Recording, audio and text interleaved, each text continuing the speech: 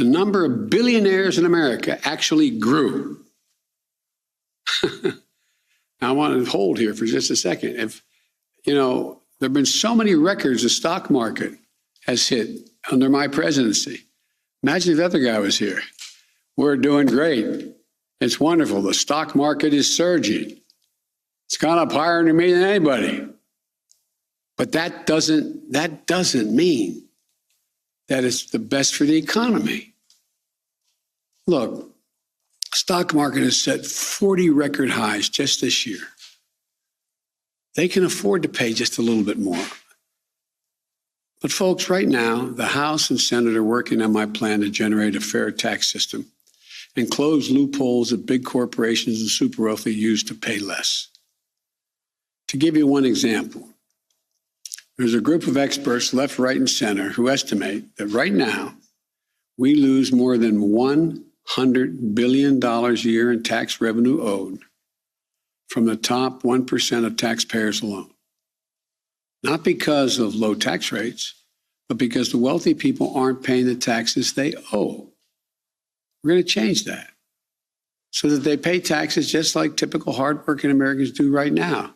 We're going to use the money we collect from the tax cuts to give tax cuts to middle-class families, to make it easier to raise kids, to take care of your aging parents, and so much more.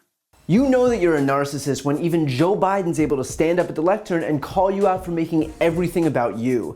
And yet the fact that Biden has an even stronger economy than Trump, even more job growth than Trump, and yet isn't standing up there filleting himself on a daily basis is a testament to the fact that we have a president less interested in himself and more interested in everyone else. Now, most important here is the fact that Joe Biden acknowledges that the stock market isn't the economy. And look, it would be easy for him to just point to the stock market, pat himself on the back, say that he's the most successful president in the history of the world, and be on his merry way. But in reality, while the market doing well is a good thing, it's not the only thing. And it doesn't erase the fact that tens of millions of people in this country are not doing well. And the difference between Joe Biden and Donald Trump is that Joe Biden actually gives a shit about those people. And the way to help the rest of the country, as opposed to just the ultra-rich, for once, is to stop coddling the ultra-rich and make them pay their fair share. And this is an idea, by the way, that's popular across the political spectrum. 54% of all Americans support paying for the upcoming infrastructure package by raising taxes on those making more than $400,000 a year. And that includes 73% of Democrats, 52% of independents, and it splits Republicans, meaning that while the left is united, it's the right that's fractured. They're the ones on shaky ground here. So the next time that Republicans push back against delivering desperately needed upgrades to this country by making the rich pay their fair share, just remember that they represent the minority of Americans in doing so. And by the way, before Republicans run around and wave their arms and pretend that they're totally, definitely populist and want to help the little guy, just remember how many Republicans voted in favor of Trump's 2017 tax cuts for millionaires, billionaires, and corporations. 227 Republicans in the House with 0 Democrats, and all 51 Republicans in the Senate with 0 Democrats. And that bill slashed the highest tax bracket from 39.6% to 37%, a move that unilaterally helped the richest people in this country. Not to mention the size of inheritance shielded from estate taxation doubled to $22 million from married couples. $22 million. But sure, populism. Got it. And as if you needed another example, remember too that Republicans have spent the last decade gutting the IRS. For context here, for every $1 the government spends on enforcing tax compliance, it gets $6 back in recovered revenue. And yet since Republicans took over Congress in 2010, in the near decade that followed while they had control, the IRS has audited tax returns at a 42% lower rate than it used to, all while the number of people filing tax returns has increased. Criminal referrals for tax evasion went from 589 in 2012 to just 328 in 2016. In 2017, Republicans even attempted to divert the IRS's attention even farther away from the top 1% by requiring the agency to focus on the working poor who were improperly claiming the Earned Income Tax Credit. And all the while, the richest Americans are getting away with avoiding paying $125 billion in taxes every single year.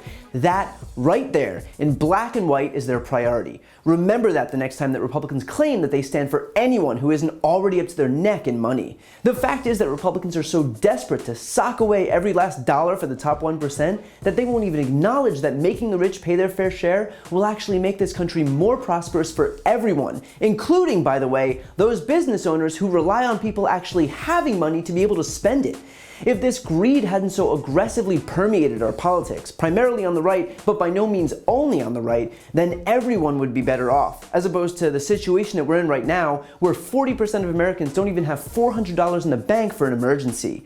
That you can look at that and still think the people who need protecting are the people in the highest tax bracket is a shameful failure of this system. And it's a failure that Biden is trying to correct, if only he could convince Republicans to get out of the way.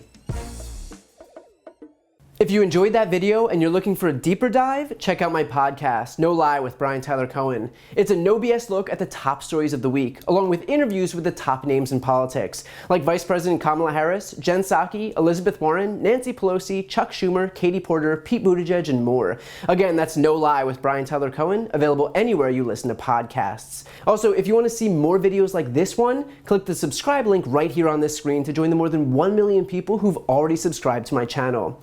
And finally, to donate to my Don't Be a Mitch Fund, where I'm raising money for a whole raft of different voter outreach and voter registration groups in the closest states ahead of midterms in 2022, including Georgia, Pennsylvania, Wisconsin, North Carolina, and Texas. You can find that link on this screen as well. Thanks for watching.